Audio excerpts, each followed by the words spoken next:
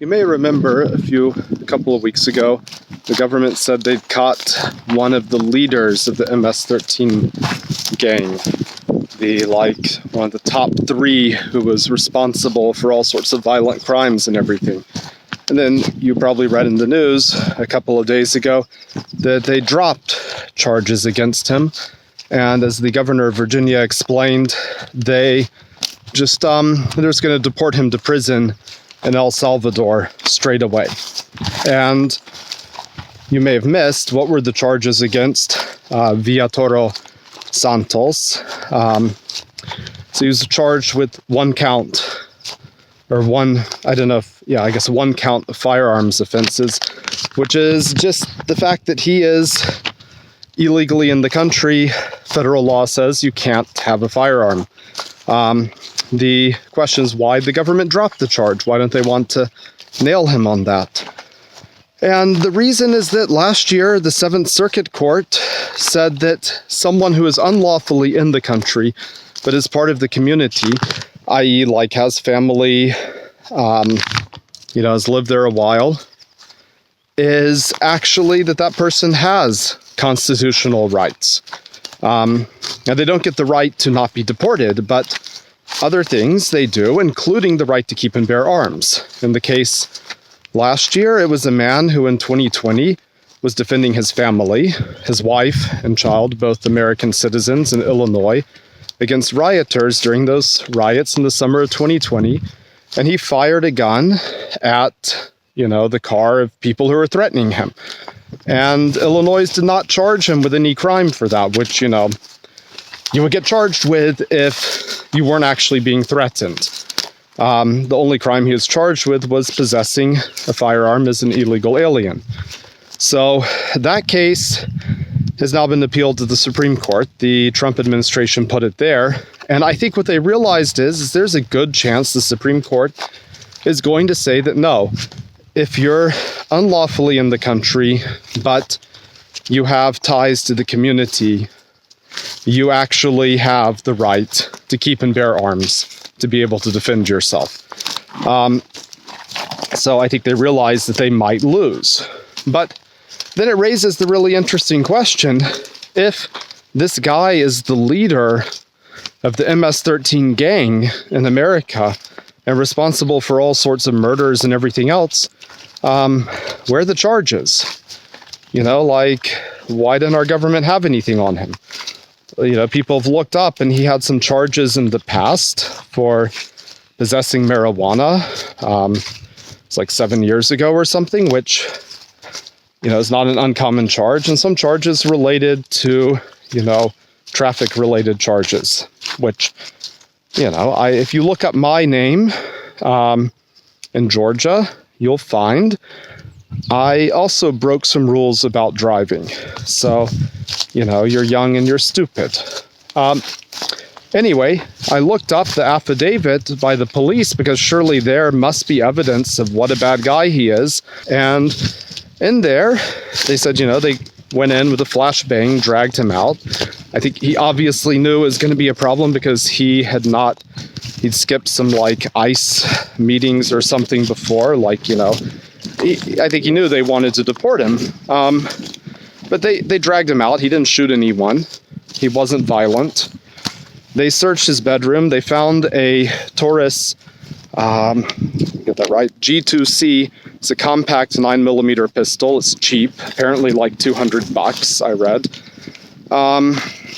So many of us in America and in other parts of the world, we have guns for self-defense. And people carry guns. Pretty darn popular in America right now, where you have many states with constitutional carry. You just need to buy the gun and you can carry it. Then, the other guns, and this is where I think, I read through this affidavit and I was really surprised no one was calling out the government on it because, it's they just take the government's word that he is a gang leader. And the reason I think has to do with our liberal media that is not very fond of guns. And when they see stuff that look like AR-15s, they get scared. It looks like some sort of tactical assault rifle or assault weapon.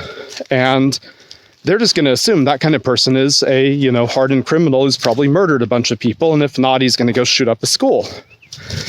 Well, the officer who filled out that affidavit, he did not mention the model of the other 3 guns that were found. Only thing he included was 2 photos. From those photos, 2 of the guns are identifiable as .22 long rifle pistols. AR-style pistols, so they have a receiver that's like an AR-15. They have the tactical mounting points, all of that. They don't have a stock, so they're pistols. Perfectly legal thing you can go to a gun store and buy for a couple $100. There's in the picture also a magazine that's clearly .22 long rifle, which is what I used to identify one of the guns. And there's a 3rd gun that could be a rifle, could be a pistol, hard to tell because they didn't actually pull it out of the bag. And in reality, we don't even know if it is a firearm or if it's just an airsoft gun or BB gun, many of which are made with realistic, they look identical until you really, open them up. So we don't know about that gun. But anyway, .22 long rifle, it's, about 10% the power of the .223 Remington round that the AR-15 uses. It's not exactly a mass shooting gangster weapon by any means, and you would expect the leader of the MS-13 gang in Virginia would have some pretty powerful weaponry, not a tiny compact 9mm and 22s. And the photo was ammunition for both types of weapons. .22 long rifle Stangers by CCI, which is a plinking round. That's what it's marketed for. It's meant to go shoot cans and bottles and stuff. And a package of 9mm tracer rounds, which again is more for fun than anything else because you go to the range and you see a little line of light and it's cool. The other thing they said is that they found 2 silencers.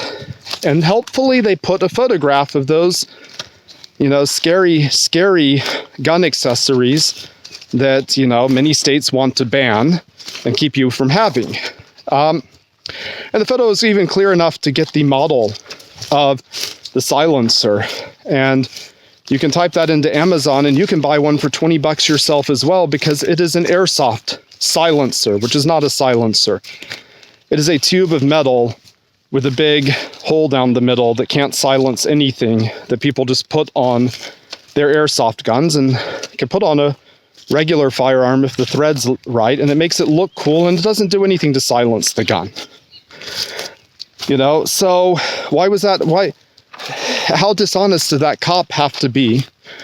He positioned it so you couldn't see the huge gaping hole. And he positioned that way, I think, just so the media would pick up on it and be scared and just not question anything about what the government's saying. Now, the other thing there, they photographed these guns. He finished his report saying that indicia or something, which means indications of gang affiliation, they also saw in the bedroom. They did not take a photograph or specify what that was. So, it's just trust me, bro. Just like, they have a book where they've got a photograph of some British guy's tattoo and they say that's a sign of gang membership. But what they did photograph is they photographed a t-shirt along with the guns. It's propped up actually on top of a life vest. If you zoom into the corner of the image, you can see that. I guess this guy liked water skiing or something. And it's a Friday the 13th movie. It's some horror movie, so it's some hockey mask with some blood on it or something. It looks scary. But last I checked, having somewhat scary looking t-shirts from movies is not in any way a sign of criminal activity. And, they just put that there to make a nice picture that can be flashed on the screen during TV reports so everyone would nod their heads and yes, this guy is a murderous gang member. But they have no evidence. And this is the real travesty because, you know, he's in the country illegally. He's been there for 11 years. I don't know what he contributes or takes away from his community. We don't know much about, you know, who he hangs out with or whatever else, but the government submitted no evidence that he's committing violent crimes. Owning guns is not a sign that you are violent, as at least half of America knows who are gun owners who go and shoot for fun or hunting or keep the guns around for self-defense and don't ever hurt anyone, at least no one who doesn't deserve it, because they've committed a crime against you. So, you know, all they've got going on him is basically their word, and they've decided they don't have anything to charge him with that they think they can get a conviction on. So they are not going to just deport him. It would be fair. You're there illegally, you can be deported. That's kind of the risk you run. But you know, if you deport someone to a country where they're not going to be persecuted, and we have laws in America to make sure that doesn't happen, because, you know, we Americans aren't supposed to be cruel bastards, then you can kind of pick things up and figure stuff out. You know, you're 24, 25,